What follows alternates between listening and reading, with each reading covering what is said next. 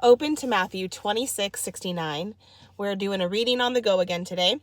And don't forget to continue to send me your suggestions for what you want to read after Matthew, as we'll be done with this soon. All right, you guys, Matthew 26:69. Now Peter was sitting outside in the courtyard, and a servant girl came up to him and said, "You also were with Jesus the Galilean." But he denied it before them all, saying, "I do not know what you mean." And when he went out to the entrance, another servant girl saw him, and she said to the bystanders, "This man was Jesus of Nazareth." And again he denied it with an oath, "I do not know that man." After a little while, the bystanders came up and said to Peter, "Certainly you too are one of them, for your accent betrays you." Then he began to invoke a curse on himself and to swear, "I do not know the man." And immediately the rooster crowed. And Peter remembered the saying of Jesus, "Before the rooster crows, you will deny me 3 times." And he went out and wept bitterly. When morning came, all the chief priests and the elders of the people took counsel against Jesus to put him to death. And they bound him and led him away and delivered him over to Pilate the governor.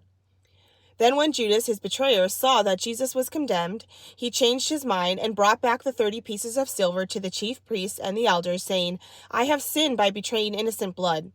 They said, "What is that to us? See to it yourself."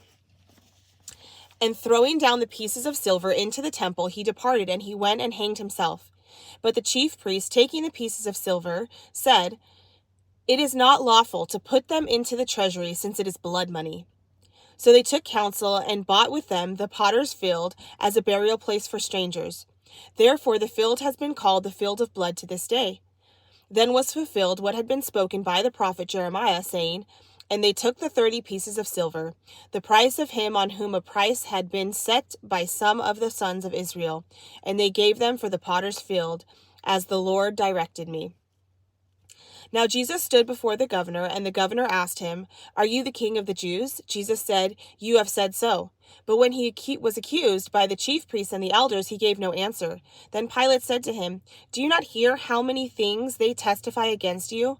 But he gave him no answer, even to a single charge, so that the governor was greatly amazed. All right, you guys, we'll see you tomorrow for more of God's word. Bye.